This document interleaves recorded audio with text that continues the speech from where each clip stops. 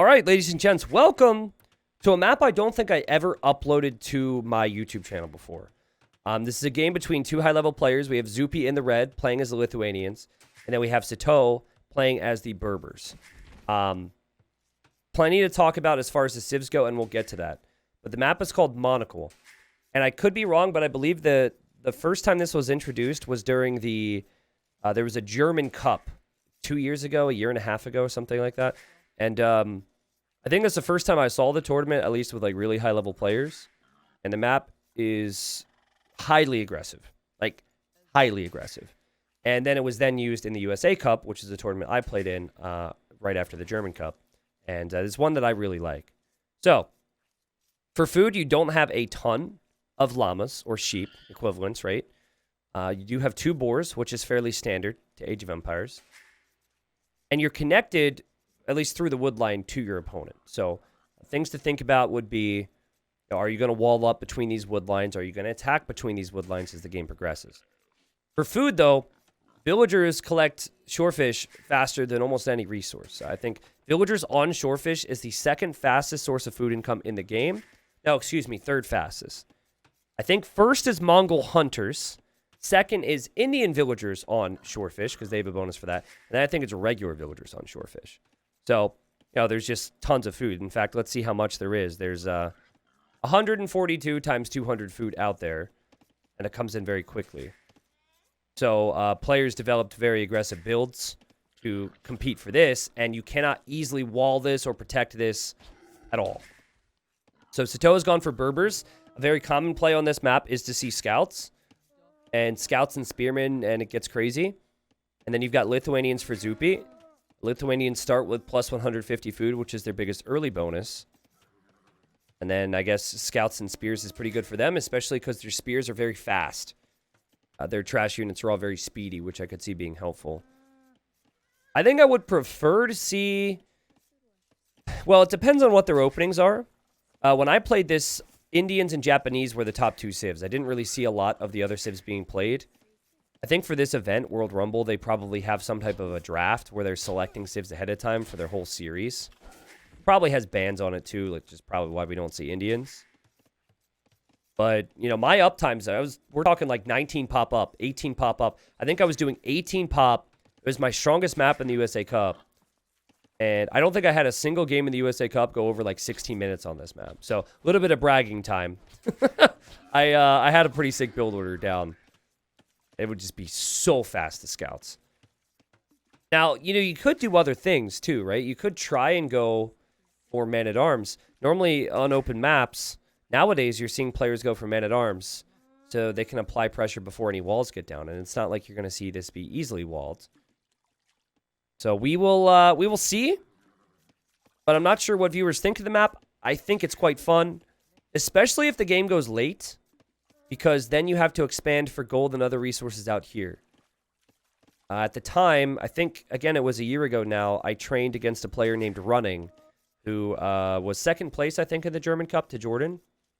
Very good player. He's not as active right now, but really nice guy. And we played a game. I was Japanese. He was Indians. Wait, or was it the other way around? I think I was Japanese, yes. And it went on for 2 hours. We played a best of 5 in practice. Game 1 Arabia, guys. I was Chinese. He was Mayans. And it was a 2-hour Arabia game where the wood was like basically gone. And then we played like a 2-hour game on this. So that's when I decided I'm not going to train with him anymore. And of course I lost 3-1 as well. So it's like I didn't even get the satisfaction of winning more than one of those games. It was a little sad. Now check this out from Zupi. So you take advantage of these extra starting food. And then he's streamlining this towards a mill with 100 wood. And the lumber camp with 100 wood. And then no mining camp because the gold is really close. And so I think if I'm Sato, I would always be assuming scouts. He did see the barracks. So he knows this is coming. Great job from Sato to keep an eye on things and scout as you should. But man-at-arm opening is the choice for Zupi. Let's see. He actually doesn't need to take any more gold unless he wants to follow this up with a range. Like after this, he could send all these villagers out to food, I think. Meanwhile, over here for Sato, this is kind of how I saw people play it before. He's gone for the little walls in between his wood lines. And then he's going to probably make a stable here. But obviously that takes time, right? They're both in feudal at the same time. And men-at-arms are on the way. Or what will soon be men-at-arms. So this military straight up can't be killed right now. Now you can, it doesn't look like you can, but you can actually palisade on here unless they changed it for this this tourney. You can't wall on this stone terrain, but like the little pebbly stone, however you describe that, the cobblestone looking stuff you can wall on. I think what Sato's probably doing here is he's got Berber vills. So I think he's counting on just being able to run away. But I mean, he did see the barracks, and maybe he didn't see a flag on the barracks, so maybe he genuinely didn't expect the man-at-arms. It's not common on this map, but it has paid off already. Great job from Zupi, who behind this is going to add a range, and this is very unorthodox for this map. Sato adds a tower, never ideal. And I think if you're Sato at this point, because it protects your food for now, you definitely want to get your scouts here, and you want to go for a counterattack. Now, what you can do if you're Zupi, oh god, that's a really bad fight for Sato, is you can just make a few spears out here because you have faster spearmen with Lithuanians.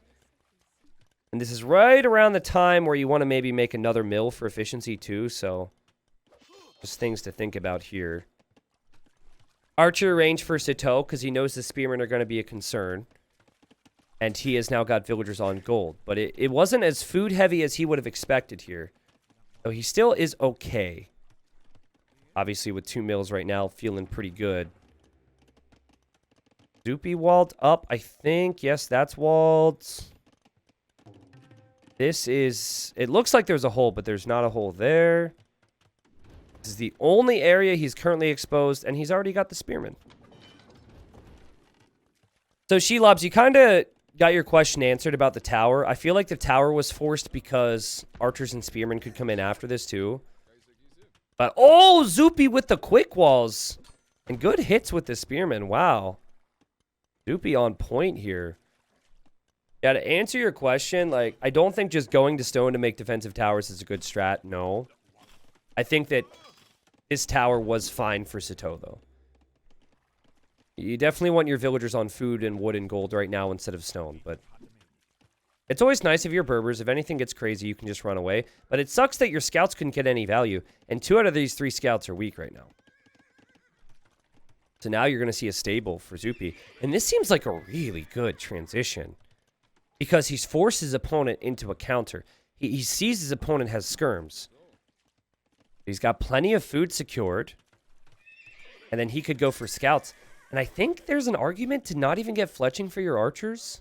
Now, he'll do it anyways because it's safe, I think. But what about a fast forging click, you know? He doesn't really have the scouts just yet, so probably not. But eventually, I'm telling you, the food counts just get so crazy, and you just keep sending vills and extending around with mills. Like, if the game goes late, you just mill all the way around. It's really unique. But yeah, you have 2 scouts here, and suddenly you're going to push the entire army back for Sato. Sato does have a spearman, though. So that's something Zupi has to respect. But it's a weak spearman from earlier. And 2 out of these 3 scouts are already weak. So I think Zupi... He's certainly not going to lose villagers to this. I think he's going to be fine.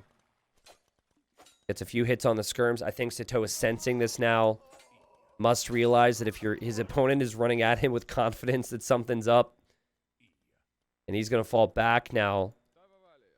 Overall KD is just 2-1. It's been a pretty eventful game. I'd like to see a stable, maybe a second stable from either player. I really think playing heavier into scouts makes sense here, especially with both civs. You probably want the stable. But Zupi disagrees. He's going to go double range. Zupi, I guess he's not so scared of those skirms, right? Like, if you've got scouts out from one stable, 3 or 4 scouts kind of takes out all the things that counter those archers. Also, is my chat bugged right now, or are you guys just super focused and watching the game? I'm just curious. Because, like, occasionally, chat just freezes, and I'm like, Oh, there's forging now. Wheelbarrow as well is interesting. Makes the vills a little faster. And look at Sato. Sato on the way to Castle Age. Oh, you're focused. Okay, and Dux is playing WoW right now. Okay. You mean to tell me that one of my fans is not fully focused on the content. What are you trying to tell me? People use me for background noise? Huh. What's next? People use me to fall asleep? How dare you? Okay, that's fine. That's fine. Makes sense for Sato, right? Berbers do get cheaper knights, cheaper stable units starting in Castle Age. So it does make some sense for him to try and rush to Castle Age. Okay. And now we've got safe food income for Sato behind this. And Zupi's probably surprised because you don't see this too frequently. He's got 25 army right now. He's got a whole bunch. Now, market just completed over here was sneaky for Sato. I think he might need a tower here, though. Like, this is a very strong army up against him. He's still 50 seconds away from being able to produce the first knight. I think he needs a tower, guys. I think this is a fight that's not good for him. The man-at-arms are still going to get some value. There is a big, big army here still for Zupi. But I guess in the end, the skirms are kind of taking out the archers. And the spearmen kind of took out the scouts. Yeah, I would say avoid this mess and just buy a tower. I go by the slogan WWDD. What would Doubt do? I think Doubt would have done the same. But he chose not to do that. He got away without taking too many losses. Still could obviously lose more. And now he's going to be making knights out of one stable. Ooh. Really needs more on gold, I think, too. The pressure is on, and now Zupi. 2 minutes away from the Castle Age. We'll see the second stable now for Sato. But the thing is, race to Castle Age here feels super strong. And these skirms and archers can push all these spearmen down. So as we see Zupi on this side, this could get dealt with pretty easily. This could get dealt with pretty easily. And he's getting armor now for spearmen because he wants to use speedy spears to go for pikes. But if he loses them before the upgrades, it could be really problematic. He seems pretty scared of doing anything against Castle Age army right now, as he is actually sending a scout around. Keep in mind that Lithuanians will want those relics. Relic there. And swear I saw one over here. Oh, relic here. Each one of those will give +1 attack to the knights if it's placed in the monastery.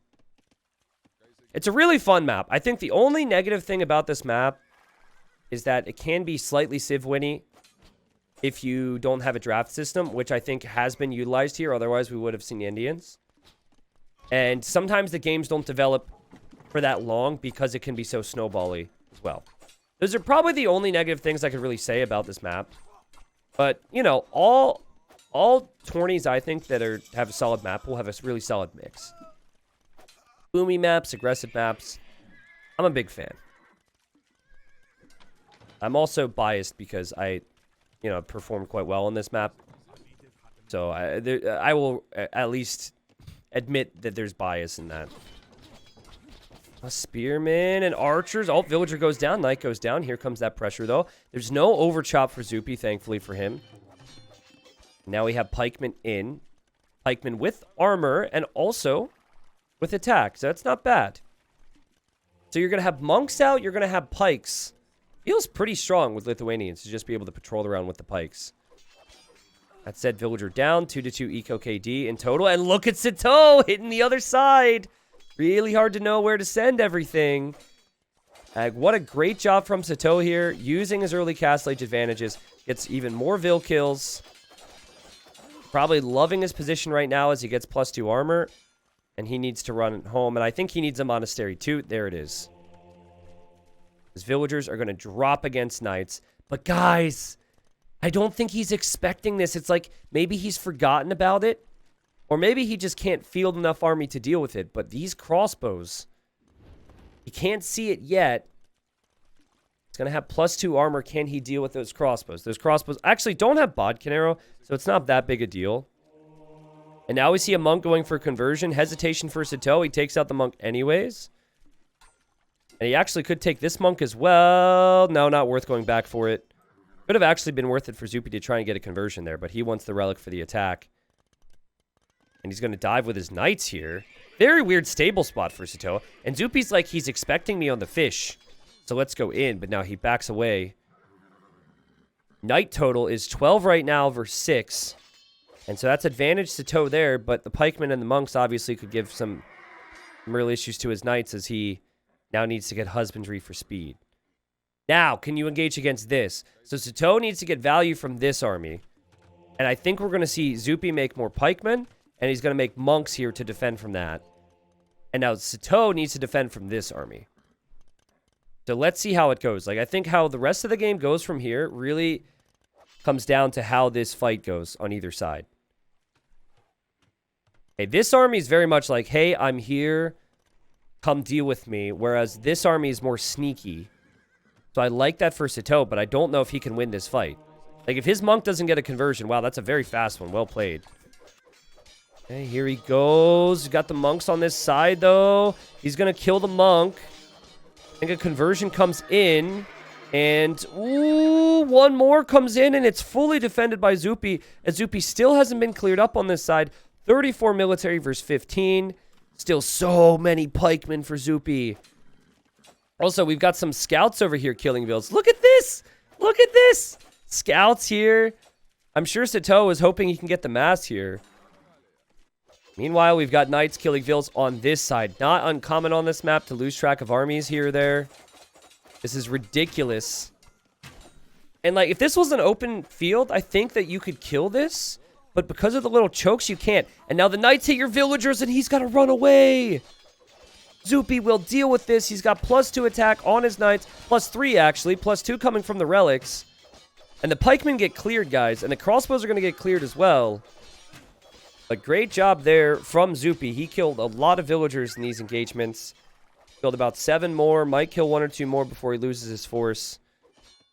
But now the army count's similar. Like, the KD is similar. So now it comes down to, again, can you deal with this many knights? And I think the answer to that is going to be how many pikemen and how many monks can you make? And the answer is a lot. Now, in a 1v1 situation, a knight beats a pikeman, okay? Upgrades do matter and all that. You have to talk cost efficiency. Of course, pikemen don't cost gold, which is good and beneficial in many ways. But in a 1v1 battle, the knight would win. So what you need is, you need to have similar number of knights, or ideally more knights than the pikemen, and pikemen always get cleared. But when the enemy's got knights that have more attack than you, and then when the enemy can convert some of your knights, and then use those monks to heal, looks like there was an overchop, it gets tricky. So having the faster Lithuanian monasteries here to just continually churn out the monks is so nice. But this is what I mean. Like, this is a complete throw of army. I don't think he'll kill a single knight. Yeah. Knights just wreck pikemen in similar numbers, or, of course, higher numbers when the upgrades come in. All right. So here he comes. Let's see how Zupi does here. Zupi is counterattacking with one single knight. Make it 2, make it 3, and make it pikemen. And now here go the monks. He's on 1, 2, 3. He will get 3 conversions, plus he'll heal here. Plus his knights have more attack. It looks like a fight that Zupi will clear. And man, were those conversions worth it. Look at the Vill difference now. He's killed so many Vills compared to Sito. And he's got more army. Not to mention here. Oh, God. Okay, well, this is a little sloppy. He must not have realized this. God, this map's so crazy, man. He's looking at this. He's looking at this. What he doesn't see is this knight. At least he garrisons some Vills. There we go. 49 villagers, though, versus 34. And 69 kills for Sito still.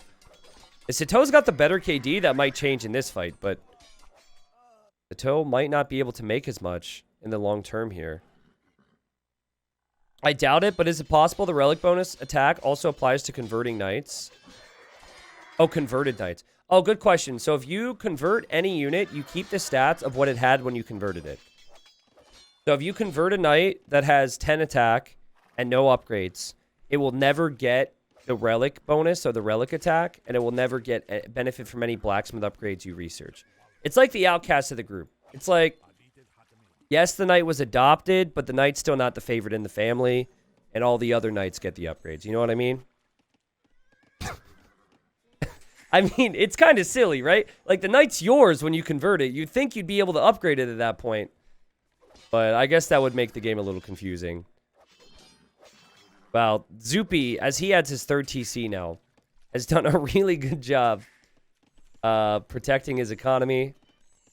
And he's got some good value with low numbers too. Like this, oh my god, that's a whole mess and a half. And there's situations where you fight army, there's situations where you fight vills. When you're gonna lose this fight anyways, just snipe a few vills with all that attack.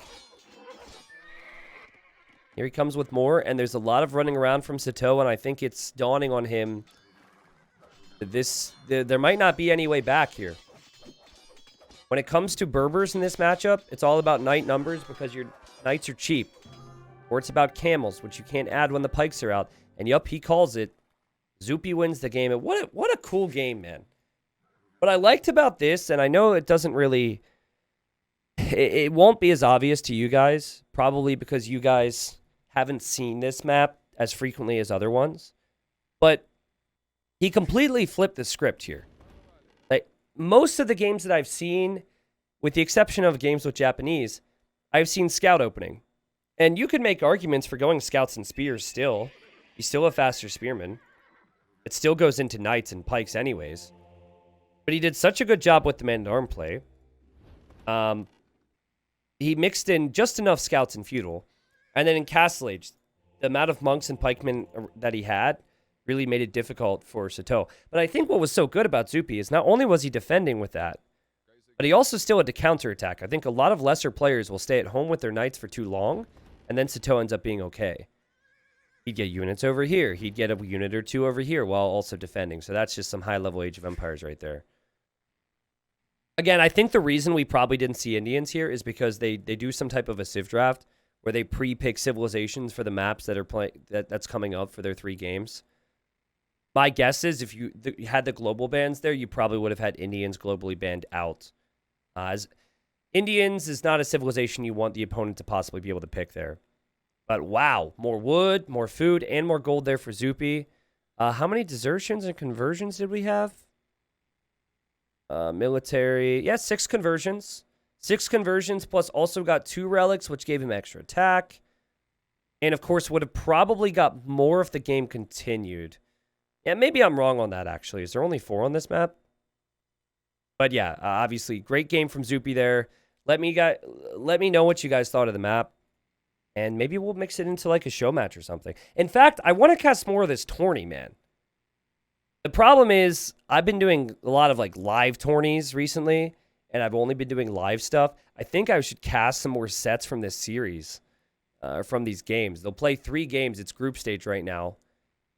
And eventually places them to go later on in the event. But I feel like there's some really good players and some really fun maps. So we'll have to do some more casting of World Rumble.